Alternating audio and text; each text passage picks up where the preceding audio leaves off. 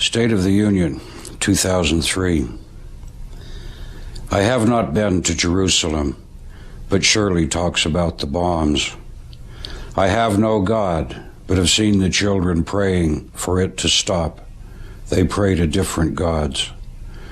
The news is all old news again, repeated like a bad habit, cheap tobacco, the social lie. The children have seen so much death that death means nothing to them now. And one such time, fallen half asleep myself, I thought I heard a scream, a flyer crying out in horror as he dropped fire on he didn't know what or whom, or else a child thus set aflame, and sat up alert. The olive wood fire had burned low. In my arms this child lay, fast asleep, left cheek glowing. God. When they shall paint our sockets gray and light us like a stinking fuse, remember that we once could say, yesterday we had a world to lose. Ranks of nations thus descend, watchful to a stormy end. By a moment's calm beguiled, I have got a wife and child. Fool and scoundrel guide the state. Peace is whore to greed and hate. Nowhere may I turn to flee. Action is security. Treading change with savage heel, we must live or die by steel. Baghdad has been deprived of water for a very long duration. Basora has been razed. We see it on television. What is the logic behind all of this havoc? After my talk, a 60-year-old German told me in English that what had made him most indignant was to hear the American reporters compare the first massive raids on Baghdad to those that annihilated the city of Dresden. I replied that what had disgusted me the most was to hear an American pilot compare the sight of Baghdad burning to a Christmas tree.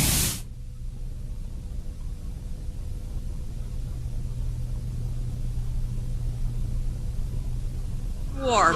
It is our hope and conviction that the true American voice, conveyed in part and without historical precedent by the poets of this country, may help to avert a disaster of tragic proportions. He talked to the earth, to the birds, to the sky. The sky was silent. The earth was silent. If he heard a voice which flowed from the earth, from the water, from the sky, it was the voice of another man. Move him into the sun. Gently its touch awoke him once, at home, with spring of fields half sown. Always it woke him, even in France, until this morning and this snow. Vigil for comrades swiftly slain, vigil I never forget, how as day brightened, I rose from the chill ground and folded my soldier well in his blanket and buried him where he fell.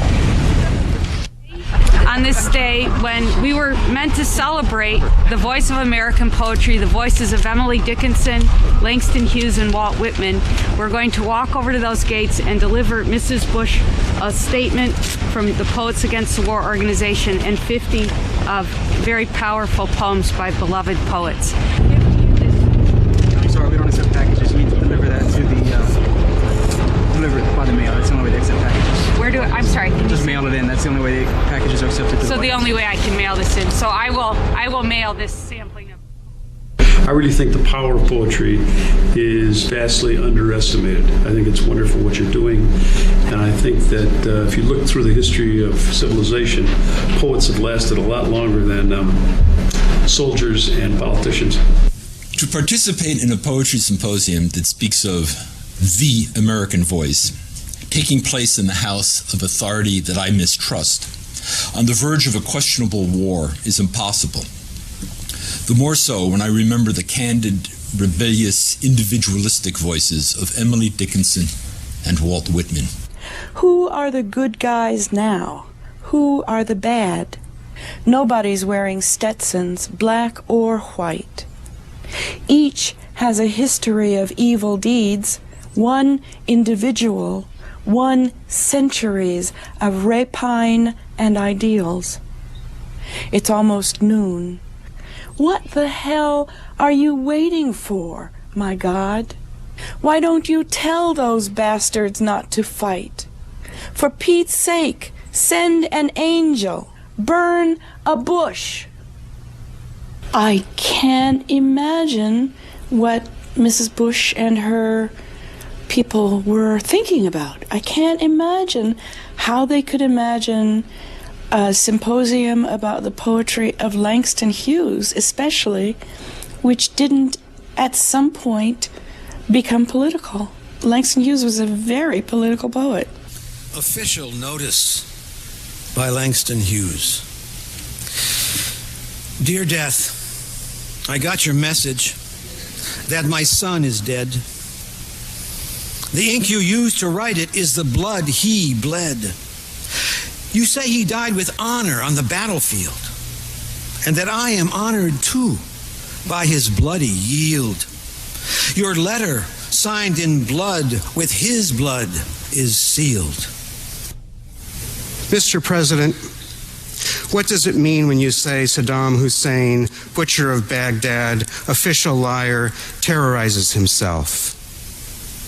If he brings terror upon himself, will our dark angels exterminate him or his already wounded people? And would you answer Mr. Korb?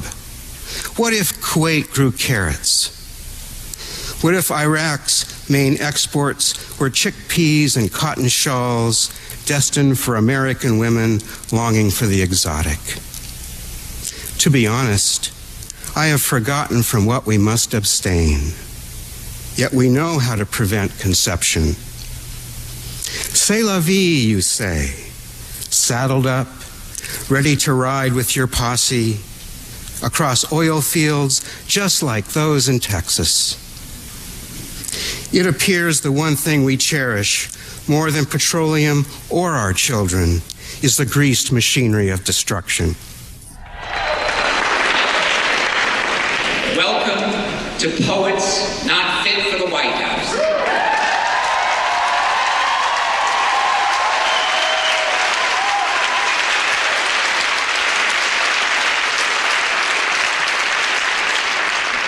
And speaking of the White House, a poet who has started a movement. Ladies and gentlemen, Sam Hamilton.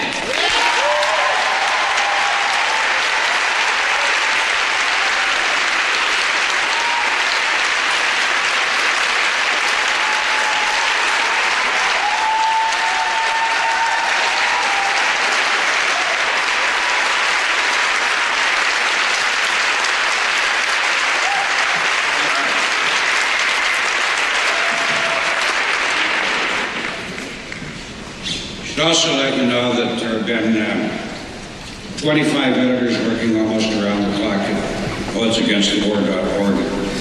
And some wonderful people in Seattle, Project Alchemy, that got our website up, and 8,300 poets, 10,000 poems. It's the largest group of poets ever to speak in a single voice in all of recorded history.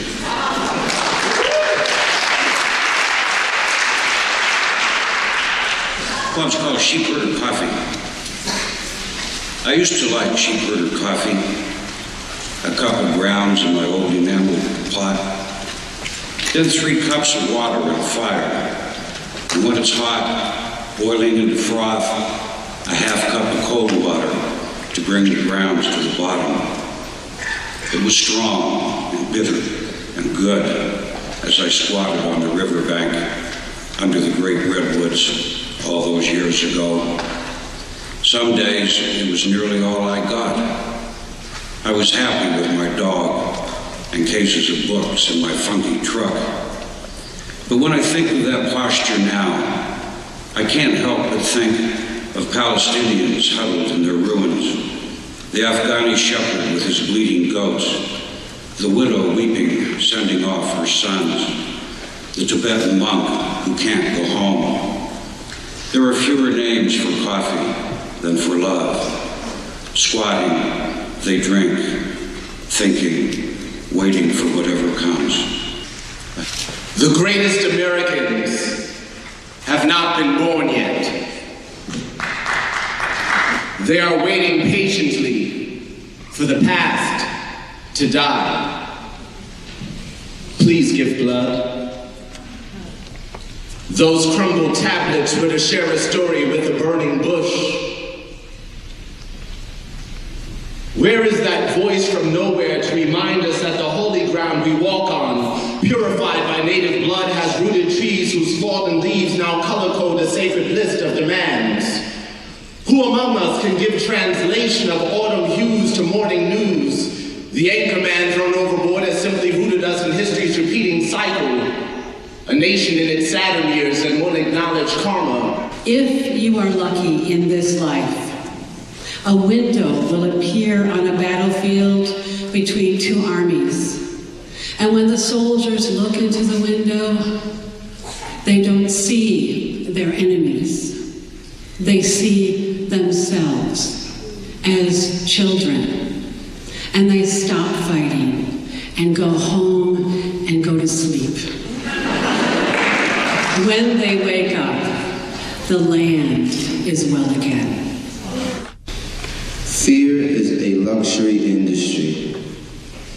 Fear moves products luxuriously fast. Fear sells well. Fear is a respected and admired and luxurious salesman. Fear has a proven track record. I weep for the incidental. The days are beautiful. Where is tomorrow? Everyone will weep. Tomorrow was yesterday. The days are beautiful. Tomorrow was yesterday. Today is weather. Sound of the weather is everyone weeping. Everyone is incidental. Everyone weeps. The tears of today will put out tomorrow. The rain is ashes. The days are beautiful. It's not just poets talking to poets. It's taking that message out to one's friends and neighbors and elevating the conversation in general. There's a statement of Albert Camus about how there are people who believe in their machines and in their righteousness and how they behave, and he says that silence is the beginning of death. And in the case of this particular administration and in our particular situation, silence is very literally death. So it begins by speaking out. There are people who wanted to enter poems anonymously at Poets Against the War, and I said absolutely not. This is a place where we all stand together, and that means we all wear name tags. We're all identifiable people, and when they come knowing who we are and what we stand for.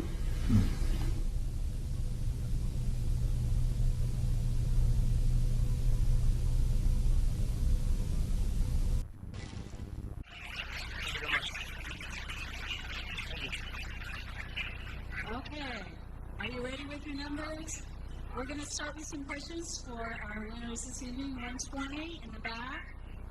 Yes, good evening. Michael Nicholas, family from KNX News Radio here in Los Angeles. Congratulations to you. Thank you.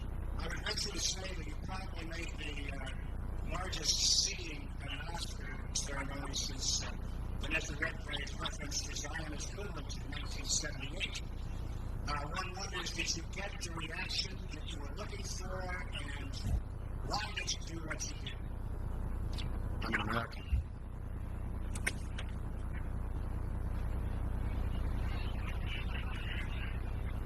That's it? Oh, that's a lot. I think you stirred the place up. I never heard stirred up before. I'm an American. And you don't leave your citizenship when you enter the doors that go to that theater. What's great about this country is that you're able to speak your mind. And that's what I do. I do that on my filmmaking. I do that in my daily life. I don't stop being around when I come into this ceremony. And I'm extremely grateful for the response. Suddenly the lights went down.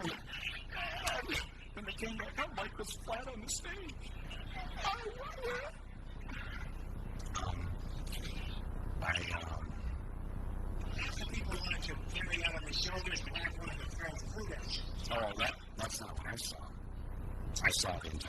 stand up and applaud a film that talks about how we are manipulated by the fear that's put forth from the White House, that's put forth by corporate America to create a culture of violence. Violence at home and violence abroad. We kill each other at an enormous rate, more so than virtually any other country on this planet. What was the lesson that we taught the children of Columbine this week? This was the lesson. That violence is an acceptable means to resolve a conflict. KNX. Over here, Shadow Broadcasting State Opinion 1010 wins to your right, sir, right here. 1010 wins. Mr. Moore, I want to ask you, there were some boos Anthony shares clearly heard. Your reaction when you heard those boos coming at you? Those are all my friends and relatives. They're trying to, I said, you know what? Hollywood's got such a bad rap of being monolithic in their politics. Like they're all a bunch of left-wing Democrats out here. It'd be really cool if a bunch of you, booed just to show the world that, it's a diversity of opinion in this town. Don't you think the town and the country itself is divided, though? No, actually, the country is united. The majority of Americans do not want to see any of their young boys or girls killed in this war. And all the troops that are safe. And the majority of Americans never voted for that guy who sits in the White House. He was never elected by the majority of the citizens of this country, and I'll keep saying that until he's out of there. Our democracy was hijacked, and there's a squatter on federal land at 1600 Pennsylvania. Next question, 133. Call me crazy, call me an American. I don't know why, but I just happen to believe it's one person, one vote, and you count all the votes.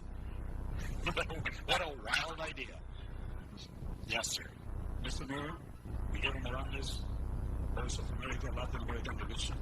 Now that you have won an Oscar, would you be concerned about being blacklisted in Hollywood? I don't work in Hollywood.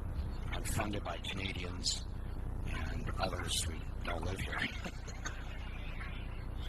So, it was Hollywood who voted for this award. It was Hollywood that stood when it was announced. Were there any other? Has that happened yet tonight? No, I mean for a win. Was that the first one? Don't report this, that there was a split decision in the hall because 5 loud people booed. Do your job and tell the truth. This is how not only this town feels, but the majority of Americans did not support us getting into this war. The majority of Americans are not for Bush's policies. They're not for drilling in Alaska. Go down the whole damn list. The majority of Americans oppose what Bush stands for. The majority of your fellow Americans are pro-choice, they're pro-environment, they're pro-labor, and that's the truth. I'm sorry to have to speak it, but I don't know what else to do. Can we have a couple more questions? I believe 37 was the next question on the list. Did 37's question get answered already? No, on the rubber list of BBC News. Do you think that the entire ceremony should have been cancelled or postponed, or do you think that actually it's proved to be a very good platform for your people? No, I think it's important to have the Oscars, and after all, isn't that what we're fighting for, our American way of life? I mean, what could be more American than the Oscars? What's the point? I don't know. I don't understand. I'm disappointed that people didn't have a chance to speak to press as they came in. And I noticed there were reporters with notepads writing on the notepads, and I said, why aren't you saying anything? And somebody said with a whisper, we were told that we couldn't say anything. Not in my America. You're free to ask a question anytime you want and say anything anytime you want. That's the beauty of this country. That's the freedom we want to preserve. You think we are fighting for the American way of life over there? No, I was being sarcastic. We're fighting for Bush and his oil buddies. And it distresses me that young men and women are put in harm's way for that reason. It's absolutely appalling and immoral. examples, you said we were over there for fictitious reasons. That being the fictitious reason being that Saddam Hussein is going to kill you or I tonight. That's the fiction. The non-fiction is that we're over there because they've got the second largest supply of oil in the world. Just why not just say that? Just wouldn't you just respect the man so much more if he just went on TV? I mean, he almost said it the other night when he said, don't burn those oil fields. You know, I was like, oh, but he's going to say it because that's our oil. And then he didn't. So. I think there was a question down front, 11. Number 69 right here. Yes, sir. I'd like to ask you a question. I've been watching the news here, and all the networks, to me, they seem that the writers are paid by the Pentagon. I mean, it's so biased. It's like a total propaganda. I think, what can you tell us about it? Tonight, where can we get independent news?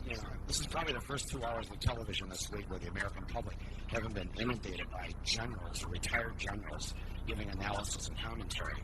I would like the U.S. military to withdraw its troops from CBS, NBC, ABC, Fox, CNN. Just please take the troops off our airways so that we can get the truth. It's a disgusting thing to say. Can I say what I said while the band was playing?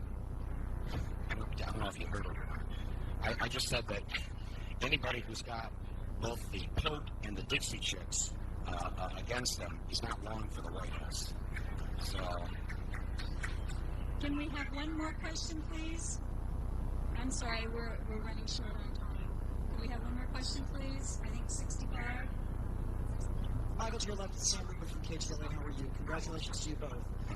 Even people who agree with you, who feel very much as you feel, I suspect tomorrow when the headline is not Chicago sweeps the Oscars, some are going to say Michael Moore hijacks the Oscars. Are going to say that even those who agree with you, that you put Hollywood in a bad light and you've screwed up tonight and all that. What do you say about all that? I say that tonight I put America in a good light. I showed how vital it is to have free speech in our country, and that all Americans have a right to stand up for what they believe in.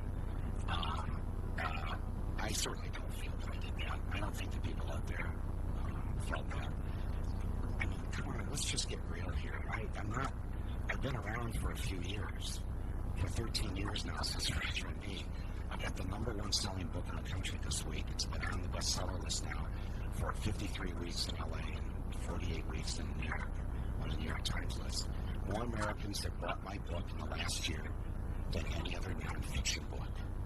Something called Stupid Right Men, essentially starring George W. Bush, at a time when he was supposedly enjoying great popularity ratings. My finger's on the pulse of where I believe the majority of Americans are at, and it would be irresponsible of me to not say how I felt. And I think anybody voting for me for this award knew that they weren't going to get a speech thanking agents, lawyers of agents, and agents of lawyers. You know, that's just who I am. I'm an honest and sincere person. I feel strongly about what I believe in. But I also love the art of cinema. I love going to a good movie. And every time I set out to make a movie, the first thing I think about is what would I like to go see on a Friday night. Not what political message I want to make, not what thing I want to cover, but what would make a great movie. After 2 hours, people would walk out of the theater like, wow, that was a great film. How often do we get that experience? It's so rare. And that's what I set out to do. That's what I hope I did with this film. I'm honored to receive this award from the Academy of my fellow filmmakers. And to be sensible, the final thing I was saying about what you said about hijacking, while I was walking up the aisle, I invited all my fellow nominees to come up on the stage with me. And they all, and I said, I told them during the commercial break, if you want to come with me, I'd love for you to come with me, but I'm going to come only if you want to be in solidarity with me, because I'm going to speak out against this war, against Bush. And they were thrilled, and I was thrilled to have them share the stage with me, not just being here to be about Michael Moore, Michael Donovan, and Kathleen Glynn, but all of us who work in nonfiction. You work in nonfiction. And it's important because it speaks truth to the fiction that's out there. It's so critical these days.